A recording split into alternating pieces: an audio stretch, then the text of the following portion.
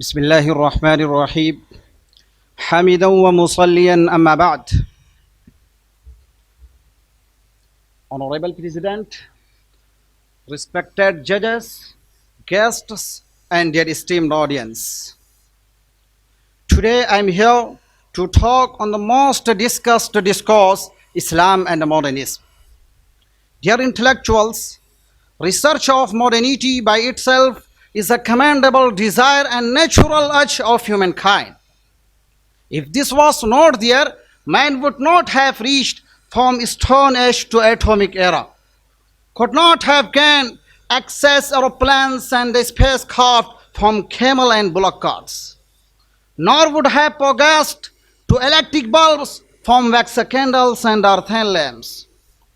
All these material advancements and scientific achievement are in fact importunate effect of man's inherent, that he is a modernist and avaricious of better to best achievements. Dear friends, Islam being a natural religion is not in opposition to modernism just because it is recent and modern. Rather, very often it has appreciated and encouraged modernity of rightful purposes within rightful limits. Furthermore, the use of latest and newer methods in industry and craft and work technologies is proved from prophetic traditions.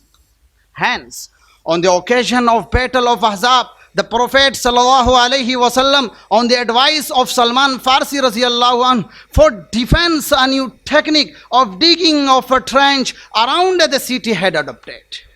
Furthermore, Ibn Kathir rahimahullah has reported that Prophet ﷺ had sent two of his companions, Urwa ibn Mas'ud and Ibn Salama, to the city of Jarash in Syria to learn techniques of manufacturing the Baba tank, which was used by Romans in their wars. Islamic brothers, after all, in its own sphere it remains a reality that whereas modernity has elevated man's material status to great heights, provided them with better means of comfort and ease in life, it has at the same time caused men to suffer from many depravities and led them too many disastrous ends. It is due to the same modernity that human history is full of pharaohs and shaddas who were not contented with any limit of power and authority. It gave birth to Hitler and Mussolini. This very so-called modernity has engulfed the world in the tornado of nudity and obscenity and has provided excuse for legalization of homosexuality, fornication and abortion. And it is the same modernity that which is providing argument for justifying marriage with pure sisters, daughters and other blood relations. Astaghfirullah, summa astaghfirullah. Dear audience, now it has been proved that modernity is double-edged sword, which can be used for the benefit of mankind and to cut its own throat.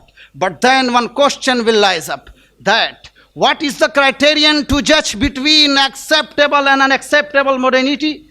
One way to determine this standard is to follow the dictates of reason and logic alone, but it would invite great problem because in such situation an intellect can find the glamorous justifications for every evil concept and filthiest of action. Allow me to elaborate it with two examples. Number one, the names of Hiroshima and Nagasaki caused humanity to sweat with shame, but Encyclopedia Britannica in volume 2, page number 647, cunningly painted it in different color. It says that by shortening the war, the atomic bomb had saved the lives of 10 lakhs US and 25 lakh British soldiers. Number two, a renowned leader of sect Batinia, Ubaidullah al-Qirwani, writes in his book Al-Farqu Bain al-Firaq, legalizing the marriage with pure sisters and daughters. Hence, he says, if these ignorant ones had any trace of wisdom, they would have known that they themselves had a greater right on their sisters and daughters than a stranger. Astaghfirullah. Respected ulama, if the decision for good and bad is left on reason alone, the result will be that no value of life will remain intact. Because independence from divine guidance of Wahi is regarded by man as freedom, but in fact becomes the slave of his beastly passions and sensual desires. As a famous legal expert, Dr. Friedman has summarized this view in his book Legal Theory, page number 36, in these words: reasons are and ought only to be the slave of passions and can never pretend to any other office than to serve and obey them. And the Quran has termed same thing as hawa, that is passion. It says in chapter number 23, verse number 71, وَلَوِ اتَّبَعَ الْحَقُّ أَهْوَاءَهُمْ لَفَسَدَتِ السَّمَاوَاتُ وَالْأَرْضُ وَمَنْ فِيهِنْ. If truth becomes subjected to their passion, great tumult will occur between the earth and the skies and the creations therein. Dear friends, the fact is that the secular reasoning and morality can never go together. That has created great challenge for the Western thinkers and the lawmakers to preserve at least some exalted human values.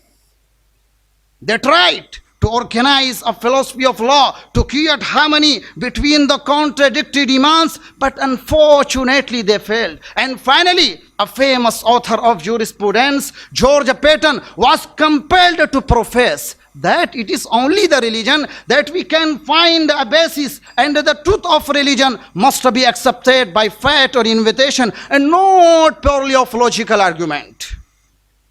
Dear audience, in short, there is no solution of the problem except that man should seek guidance from God along with reasons. And Islam has very vast field of activity with regard to modernism to live modern life without deviating from the way of Allah in the least, and to apply his intellectual abilities to achieve enormous heights of knowledge, discoveries as well as science and technology. Wa akhiru da'wana alhamdulillahi rabbil alameen.